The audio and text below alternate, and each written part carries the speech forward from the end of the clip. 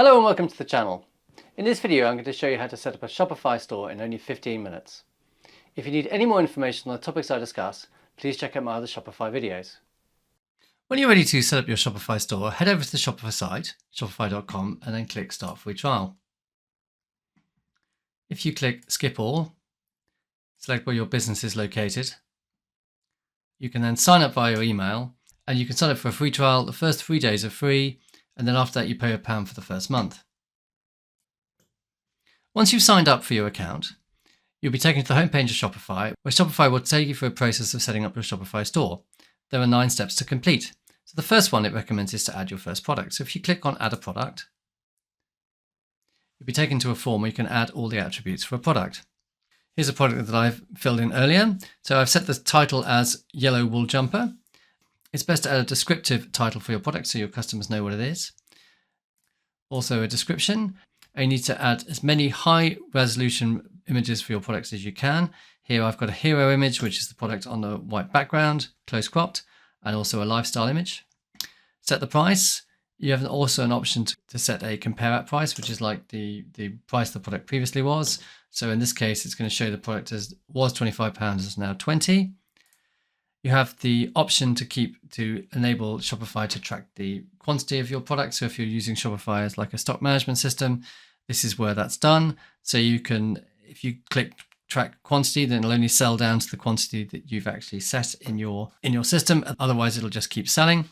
If you're tracking your stock, if you have like external systems you're using, you might want to use a stock keeping unit. So I'm going to say S001 for my stock keeping unit. And then if you have registered a barcode for your product here, it's important to add it so that in future that information can be passed on to Google and other platforms.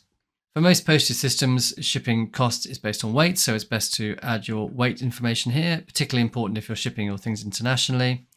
At the bottom here, it has the search engine information. Here it has the page title. The page title is normally based on the title, but I've fleshed it out a bit. I've added, it would be yellow wool jumper, but I've added Fruit of the Loom as in a brand, and then men's wool jumper. That just gives more keywords for Google to pick up on. The page title is what appears in the tab at the top of the page. It's also is in the code. Meta description, this is the bit that appears under the search results on the Google search page. So if we look at a Google search page, this bit here is typically defined by the meta description. And then we have the URL handle. That is the bit that appears in your URL. It'll normally just take the title with the dashes between them, but I've added men's just to add a few more keywords in there. Right-hand side, you can choose where this item is published. So the options we have are the online shop, point of sale. So if you have a shop which you're also selling your product in, you can use it. You can have it available in the shop, and also the shop app. If you're selling on other apps, for example, Amazon or eBay, they'd also appear here. You can select the markets you want to sell it to. That's part of the Shopify Markets app. And then you have your product organization, product type, vendor collections. The collections are particularly important because that is what determines the navigation. Let's click Save. Now the next thing it's asking us to do, let's just tick that as done, is to customize your online store. The look and feel of a Shopify store is determined by something called a theme. If we do Customize Theme, with Shopify there's lots of different options you can use for a theme. There's a great big library of them where you can choose lots and lots of themes. A lot of the Shopify ones are free, but you can also pay for another theme if you want to. We're just going to use the default theme, which is the Dawn theme. Let's customize that. So we have the elements of the page, which we can select, and these are shown down the left-hand side. In the menu here, we can select the different parts of the site. So currently we've got the home page selected. You can select themes, and you can move these themes about in relation to each other. And you can also, in the right-hand side, you can change things like the color, the font size, etc. Let's just give you an example. So if we go to the products part of the page, and then here's that yellow jumper uploaded. We can see on the left-hand side here, we've got the different elements. If we want to change the quantity selector, we want to bring that below the price, we just drag that on the left-hand side there. You see that's been dragged there. And then if we want to change the colors of an element, let's go to the announcement bar. I've got one here which says free shipping on all orders. Let's select that. We can see that's where we can change the text. Let's put an exclamation mark at the end. And you can see that just appears at the top there. If I select the announcement bar, then we've got the different elements of it that we can change. So let's change the color scheme. You see we've got a color scheme here. Let's change the color scheme. Let's change to scheme 1.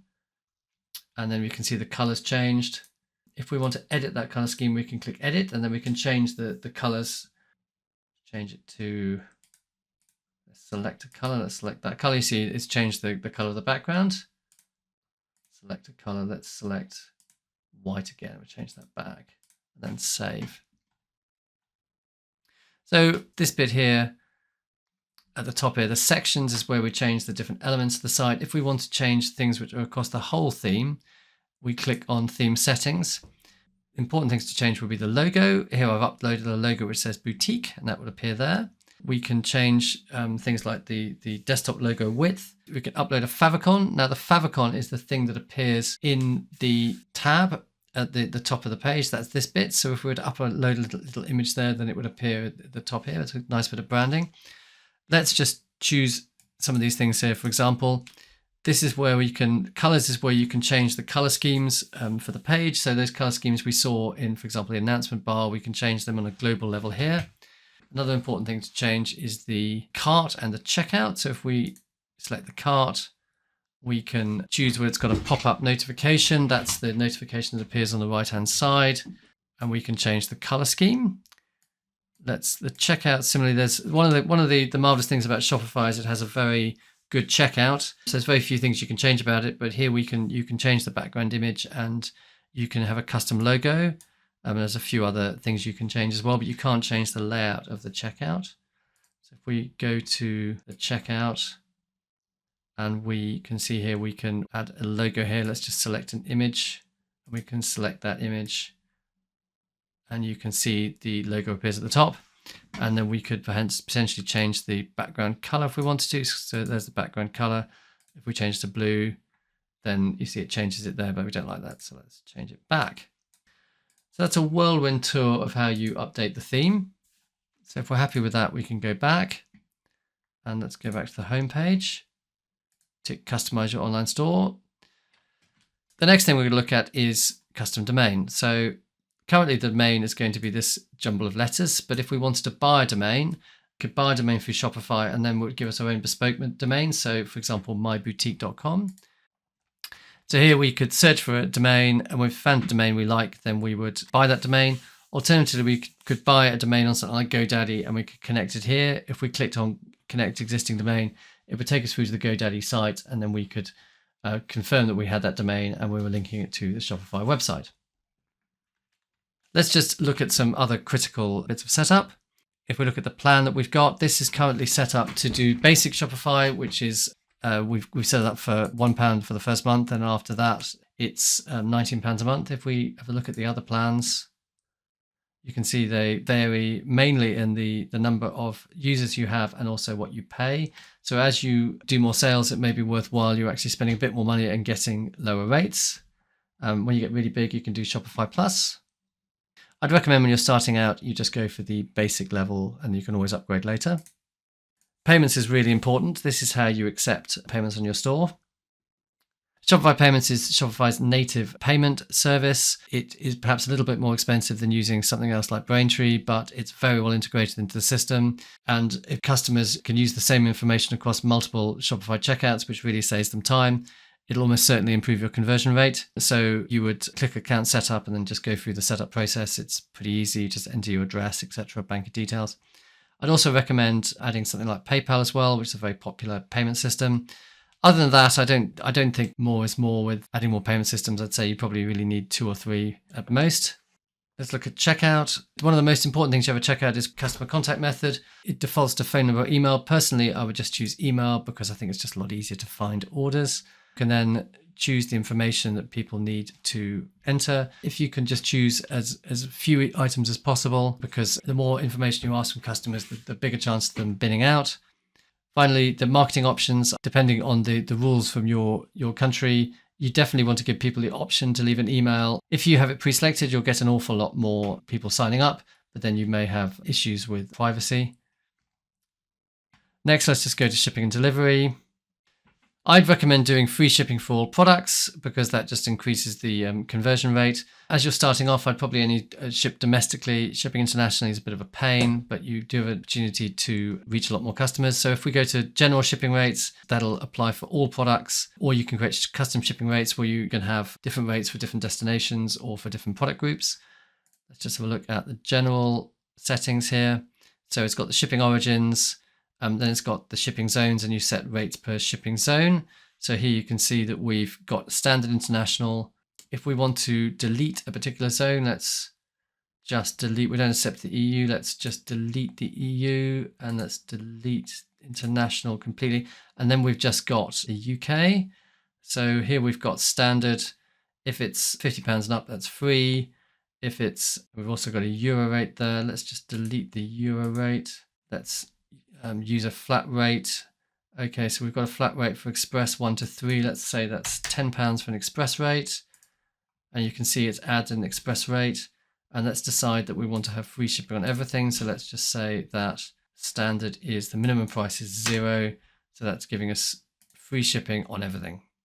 And I think that's the way to get the best conversion rate. If you're offering free shipping, you really need to make sure you've included the shipping in your price. Return to the home page. We've added the product. We've customized our store. I've shown you how to do custom domain. Store settings. I've shown you how to do Shopify payments. Done the shipping rates.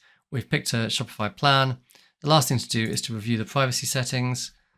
These policies are your store-wide policies, which cover important things like returns and refunds, etc.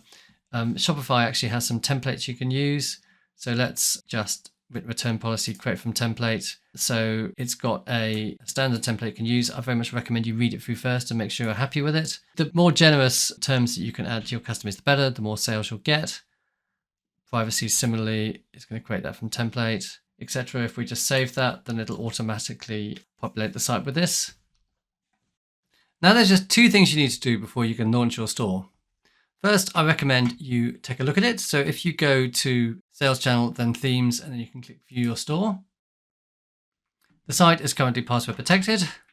We can find out the password by clicking Manage Password. Down at the bottom here, it says we're under Password Protection. That's under your Sales Channel online store preferences. Let's find the password.